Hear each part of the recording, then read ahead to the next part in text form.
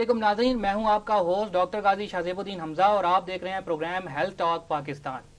ناظرین، پروگرام میں ہم بات کرتے ہیں ڈیفرنٹ ہیلتھ ایشوز پر، ڈیفرنٹ میڈیکل ایشوز پر، اور اس حوالے سے عوام کی آگاہی کے لیے ہمارے ساتھ اسٹوڈیو میں تشریف فرما ہوتے ہیں پاکستان بھر سے ماہر medical practitioners and health experts, اور آج کا ہمارا ٹاپک ہے اسٹروک۔ اس حوالے سے ہمارے ساتھ اسٹوڈیو میں تشریف فرما ہے ڈاکٹر سلمہ عباس، جو کہ consultant neuro muscular physical therapist ہیں۔ بہت شکریہ میڈم آپ کی تشریف آوری کا۔ بیسیکلی میں جاننا چاہتا ہوں کہ فزیکل تھراپی ہے کیا اور اس میں کس قسم کی بیماریوں کا علاج کیا جاتا ہے؟ فزیکل تھراپی بیسیکلی ایک ایسا طرز علاج ہے جس کے اندر ہم مختلف بیماریوں کو، مختلف انجریز کو، ڈیزیزز کو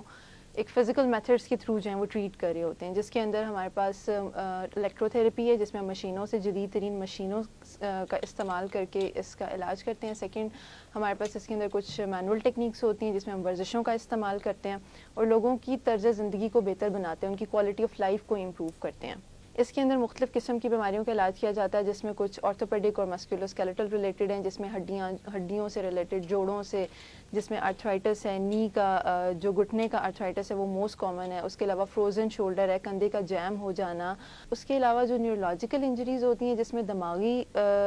دماغ سے ریلیٹڈ کچھ بیماریاں ہیں، اس میں ہمارے پاس موسٹ کامنلی جیسے بھی آپ نے ذکر کیا اسٹروک کا، فالج جس کو ہم کہتے ہیں، سیریبرل پالسی جس میں ہمارے پاس ذہنی طور پہ جو پیدائشی معذوری ہے اس سے جو متاثر بچے ہوتے ہیں، اس کے علاوہ اس میں اسپائنل کارڈ انجری ہے، ٹھیک ہے، اور ملٹیپل سکلیروسس، پارکنسنز، راشے کی بیماری، یہ تمام چیزیں آ جائیں۔ اس کے علاوہ سپورٹس کی انجریز ہو سکتی ہیں جس میں ACL اسٹرینز ہیں، اینکل کی انجریز ہیں، مسلس کی انجریز ہیں،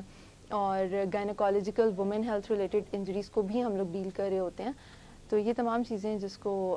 ہم ٹریٹ کرتے ہیں۔ اچھا، آج کا جو ہمارا بیسک فوکس ہے وہ اسٹروک کے حوالے سے ہے، تو میں یہ جاننا چاہوں گا کہ اسٹروک ہے کیا، جس کو عام فہم زبان میں ہم فالج کہتے ہیں، اور یہ کس طرح کے لوگوں کو متاثر کر سکتی ہے؟ ٹھیک ہے، اسٹروک جو فالج ہے عام زبان میں جس کو ہم فالج کہتے ہیں، میڈیکل ٹرمنالوجی میں اس کو سیریبرل واسکولر ڈیزیز کہا جاتا ہے۔ یہ ایک دماغ کی بیماری ہے جو کہ اگر آپ کے دماغ کی جو بلڈ سرکولیشن ہے، جو اس کا بلڈ فلو ہے، اگر وہ متاثر ہو جائے، امپیئر ہو جائے، رک جائے کسی بھی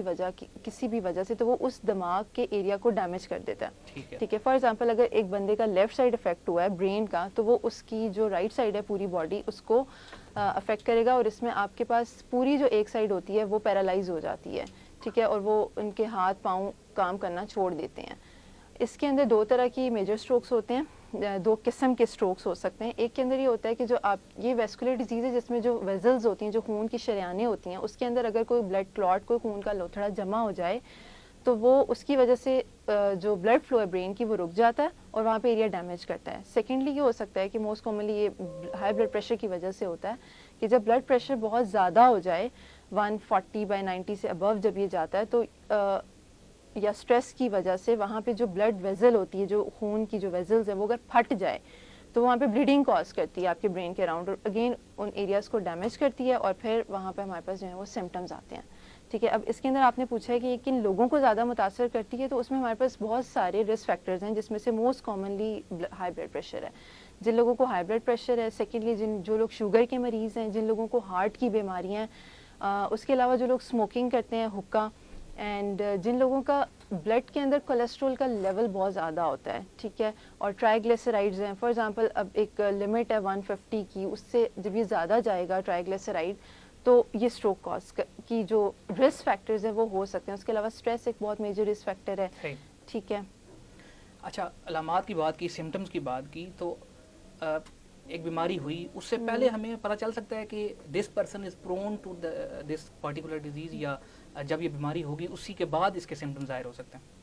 سمٹمز تو بیماری کے بعد ہی ظاہر ہوں گے، لیکن ہمارے پاس کچھ ایسے پریڈکٹرز ہیں جس سے ہم اس بات کا اندازہ لگا سکتے ہیں کہ یہ بندہ پرون ٹو اسٹروک ہو سکتا ہے، ٹھیک ہے، جس کے اندر میں نے آپ کو بھی بتایا کہ اگر کسی کے کولیسٹرول کا لیول زیادہ ہے، کسی کے ٹرائیگلیسرائڈز جو ہیں وہ زیادہ آ رہے ہیں، کسی کو ہارٹ کا ایشو ہے، ٹھیک ہے، جس میں ویزلز کی بلاکیج ہے، آپ اینجیوگرافی کروائیں اس کے اندر پتہ چل جاتا ہے، تو یہ کچھ چیزیں ہیں جن سے ہم پریڈکٹ کر سکتے ہیں کہ اس بندے کو اگر کسی کا بلڈ پریشر ہے وہ بہت لائک کنٹرول نہیں ہے, ان کنٹرولڈ ہائپر ٹینشن ہے, ایسے کیسز ہوتے ہیں جو کہ آگے جا کے اسٹروک کو لیڈ کر سکتے ہیں. اور جو علامات ہیں وہ جب اسٹروک ہو جاتا ہے اس کے بعد ہی آتی ہیں, جس کے اندر ہمارے پاس کچھ میجر پریڈکٹرز ہیں جس سے ہم اس بات کو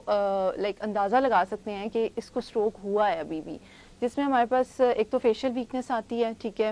جس کو ہم عام زبان میں لکوا کہہ سکتے ہیں, منہ کا ٹیڑھا پن آ گیا, اس کے علاوہ آرم کی ویکنیس ہو گئی یا لیگس کی ویکنیس ہو گئی, سر درد ہو گیا, چکر آنا, ٹھیک ہے, آپ کی جو نظر ہے وہ متاثر ہو سکتی ہے کہ آپ کو ایک دم سے نظر آنا بند ہو گیا, آنکھوں کے آگے اندھیرا آ گیا ہے, وامٹ ہو سکتی ہے, کانشیسنیس لائک آپ کو اب بے ہوش ہو سکتے ہو.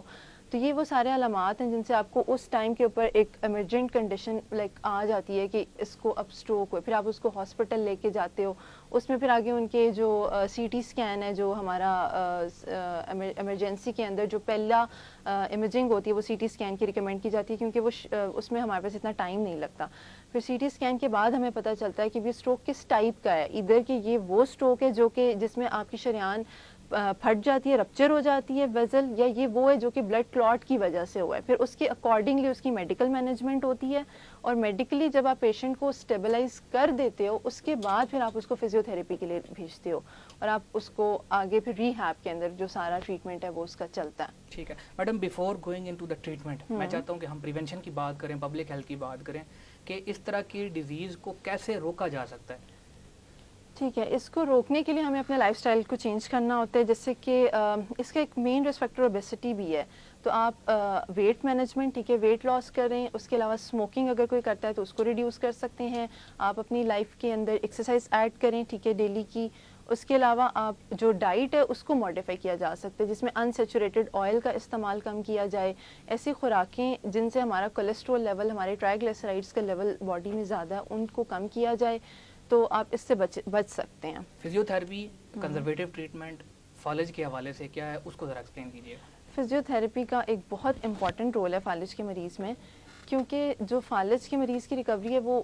مینلی فزیو تھراپی سے ہی ہے, ٹھیک ہے, جو ریہیبلیٹیشن ہوتی ہے. اس کے اندر ہمارے پاس مختلف طریقے ہوتے ہیں جیسے ہم ان کی جو مریض ہیں اس کی دوبارہ سے جو موومنٹس ہیں ان کو بحال کیا جاتا ہے.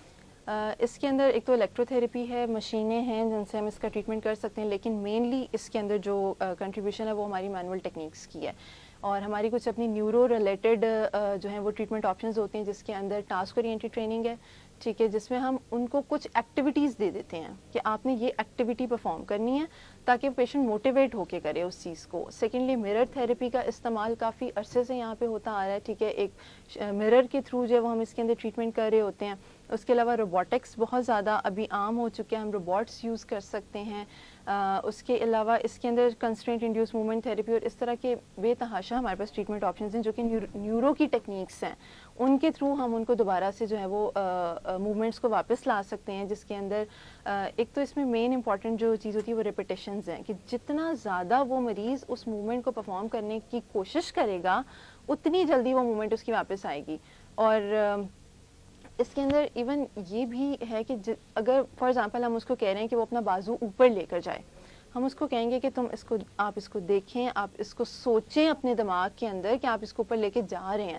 ٹھیک ہے. اور اس طریقے سے پھر ہم ان کی پراپر ریہیب جو ہے وہ چلتی ہے. اور فزیو تھراپی سے اسٹروک کے پیشنٹ میں 100% ریکوری پاسبل ہے, یہ ریسرچرز کہتی ہیں اور ایویڈنس کہتا ہے کہ یہ کمپلیٹلی ٹھیک ہو سکتا ہے. ریکوری کے اندر جو ریکوری کا پیٹرن ہے وہ نان لینئر ہے. اس میں ایسے ہوتا ہے کہ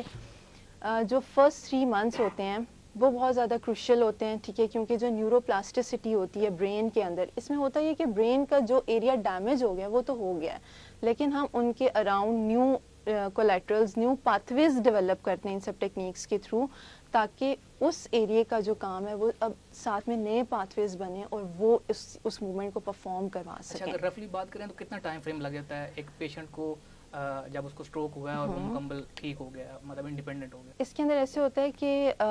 ریکوری جو ہے نا وہ ڈپینڈ کرتی ہے, بہت پروگنوسس بہت سارے فیکٹرز پہ ڈپینڈ کرتا ہے. پیشنٹ کی ایج کے اوپر ڈپینڈ کرتا ہے, اس کی موٹیویشن کے اوپر ڈپینڈ کرتا ہے, اس کی باقی کی کیا کیا کوموربڈیٹیز ہیں اس کے اوپر ڈپینڈ کرتا ہے, ٹھیک ہے, اس کی کیئر کس طریقے کی ہو رہی ہے. یہ بہت سارے فیکٹرز ہیں جس پہ یہ سب چیزیں ڈپینڈ کر رہی ہوتی ہیں. اگر ایک ینگ پیشنٹ ہے, ایک 45 ایئرس کی ایک پیشنٹ ہے اور ایک ہمارے پاس جو ہے وہ 75 یا 60 ایئرس کے, تو ان کے پروگنوسس میں فرق آئے گا,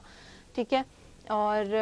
جیسے بھی میں نے آپ کو بتایا کہ جو انیشلی 3 منتھس ہے نا اس کے اندر جتنی ریکوری ہو گئی دیٹس گڈ, لیکن اس کے بعد 3 منتھس کے بعد 6 منتھس کے بعد وہ آپ کو تھوڑا سا پرولونگ لے کے چلا جاتا ہے. پھر اس میں اور مے بی سم کیسز میں ایسے بھی ہوتا ہے کہ ڈسیبلٹی رہتی ہے فار لائف ٹائم.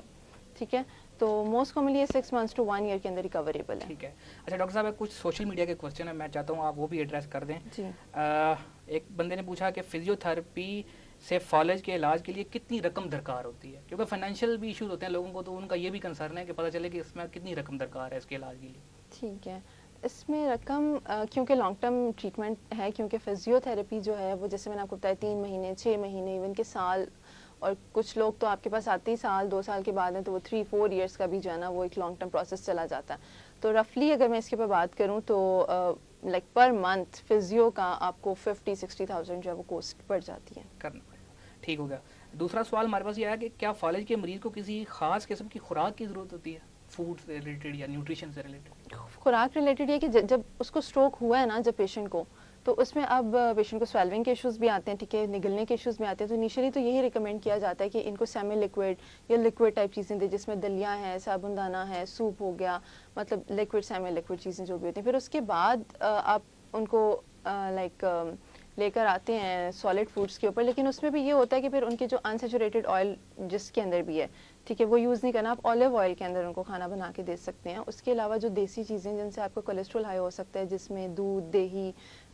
میٹ کی جو بھی چیزیں ہوتی ہیں, ٹھیک ہے, ان کو ہم ریسٹرکٹ کر سکتے ہیں. ٹھیک ہے, بہت شکریہ ڈاکٹر صاحب آپ کے قیمتی وقت کا. ناظرین, آپ نے اسٹروک کے حوالے سے گفتگو سنی, پریونشن کے حوالے سے بات سنی, نیوٹریشن کے حوالے سے بات سنی. میں امید کرتا ہوں یہ تمام انفارمیشن آپ کے لیے کرامت ثابت ہوگی. دیکھتے رہیے تطویر میڈیا.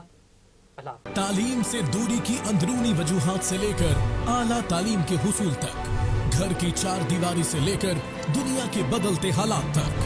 عوامی مسائل سے لے کر دنیا کے خوبصورت سیاحتی مقامات تک, اندھیر نگری سے لے کر انصاف کی فراہمی تک, ہر خبر سے باخبر رہنے کے لیے دیکھتے رہیے تطویر میڈیا. ہم بنیں گے آپ کی آواز.